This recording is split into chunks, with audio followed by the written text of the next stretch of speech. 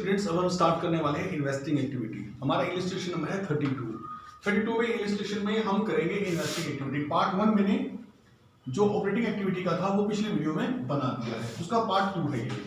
Illustration number 32 क्या करेंगे, investing में हमें इन्वेस्टमेंट देखनी है। हमने क्या किया, बिल्डिंग में इन्वेस्टमेंट की है। कितनी थी हमारे पास बिल्डिंग? हमारे पास जो बिल्डिंग की अमाउंट थे मेरे बच्चे वो थी 90,000 रुपए पिछले साल। अब है वो 1,70,000 रुपए, अर्थात वो जो 90,000 से 1,70,000 रुपए हुई है वो 80,000 रुपए की अमाउंट बढ़ी है। वो परचेज ऑफ बिल्डिंग के नाम से है। तो परचेज ऑफ बिल्डिंग की कितनी अमाउंट होगी? 80,000। क्यों?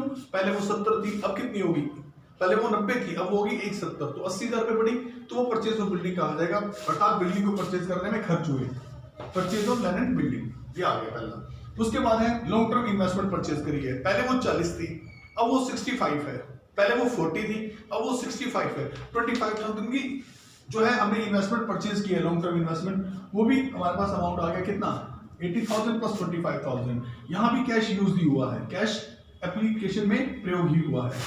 अब टोटल मिला के यहाँ पर हमारे पास कोई भी सेल नहीं है, इसलिए कोई पॉजिटिव अमाउंट नहीं आया। दोनों हमारी परचेज है, तो दोनों में हमारा अमाउंट जो खर्च हुआ है वो है 1,05,000 रुपए। ठीक है मेरे बच्चों।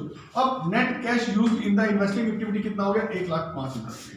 अब दूसरी बात, अब बारी आती है cash flow from financing activity.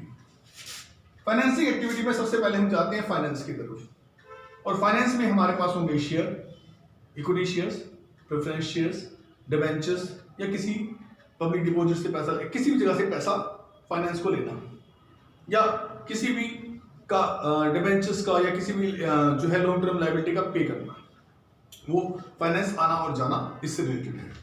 या हम शेयर कैपिटल की तरफ चलते हैं, तो शेयर कैपिटल पिछले साल हमारी थी 2 लाख, अब कितनी है? 3 लाख। तो शेयर कैपिटल कितनी कितने के शेयर इशू किए गए? 1 लाख रुपए के शेयर इशू किए गए। उसमें 6% प्रीमियम भी हमने प्राप्त किया है। तो अगर 6% प्रीमियम हमने प्राप्त किया है तो कितना आएगा? 1 लाख पे 6% यानी कि 6,000 रुपए आएगा। तो टोटल मिला के हमें कितने प्राप्त हो गए? 1,06,000 रुपए फाइनेंस रिसीव्ड हुआ है from the issue of shares. आगे है पब्लिक डिपॉजिट। पब्लिक डिपॉजिट जो है इससे प्रोसीड हुआ है हमें अमाउंट 45,000 रुपए का। ये दोनों से हमें अमाउंट प्राप्त हुआ। अब क्या किया कि हमने इंटरेस्ट पेड किया है। ये हमारे पास इंफॉर्मेशन है कि इंटरेस्ट की हमने पेमेंट की है 9,000 रुपए की। कैसे? ये याद रखना, जब हमने इन्वेस्टिंग एक्टिविटी की थी, जब हमने ऑपरेटिंग एक्टिविटी की थी, तो ऑपरेटिंग एक्टिविटी में ये इंटरेस्ट प्रोविजन बन के ऐड हुआ था 9,000 रुपए। अब यही इंटरेस्ट यहाँ पे पेमेंट बन के चला जाएगा। यहाँ पेमेंट देनी है हमने, यहाँ ये भुगतान करना पड़ेगा हमें, और 9,000 रुपए का हमने भुगतान कर दिया। आए हमारे पास कितने? 1,06,000 एंड 45,000। ये टोटल आ गए 1,51,000। 9,000 इसमें से चले गए, टोटल मिला के हमारे पास कितना बचा? यहाँ पर हमारे पास पॉजिटिव अमाउंट है 1,42,000। क्या कहेंगे इसे? Cash generate, cash from financing activity, in financing activity. ये 1,42,000 है। अब करना क्या है? ए एक्टिविटी हो गई थी ऑपरेटिंग, बी होगी इन्वेस्टिंग, सी होगी हमारे पास फाइनेंसिंग। अब हमें करना है, ए का मैंने टोटल पिछले जो उसमें किया था वहां से ले रहा हूं मैं। ए का टोटल पिछले वीडियो से वहां का 28,000 यूज हुए थे ए एक्टिविटी में। बी का कितना है? बी का 1,50,000 यहाँ भी यूज हुए हैं। ए में भी यूज हुए थे 28,000, बी में यूज हुए 1,05,000 रुपए, और सी एक्टिविटी में हमें पॉजिटिवली रिसीव हुए हैं कितने? प्राप्त हुए हैं 1,42,000 रुपए। अगर हम इन दोनों को ऐड करें तो ये होता है 1,33,000। प्राप्त हुए 1,42,000, इनका डिफरेंस 9,000 रुपए। ए प्लस बी प्लस सी, इन तीनों एक्टिविटी से हमें प्राप्त हुए 9,000 रुपीज। कितने हुए? 9,000 रुपए। अब करना क्या है?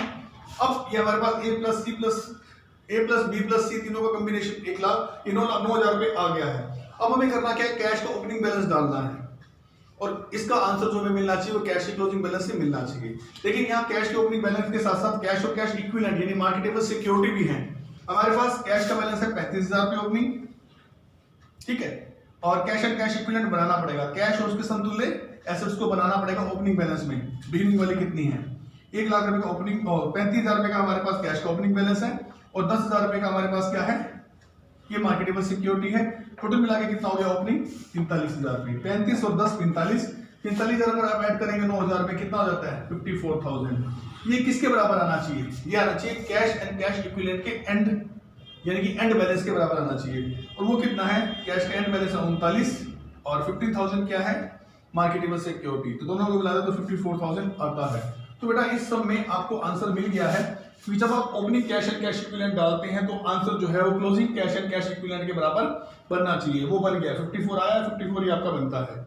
तो मेरे बच्चों ये सब यहाँ पे समाप्त हो गया। उम्मीद करता हूँ आप घर पे ध्यान देंगे और बहुत सारे इलस्ट्रेशन पढ़ के देखेंगे। अगर प्रॉब्लम्स आती है तो लाइव क्लास के अंदर आप अपनी प्रॉब्लम का सॉल्यूशन मुझसे ले सकते हैं। मैं बहुत थोड़े से इलस्ट बना पाऊंगा, बोर्ड छोटा है, लेकिन मैं पूरी कोशिश करूंगा कि आपकी हर प्रॉब्लम का सॉल्यूशन मैं दे सकूं। Thank you very much.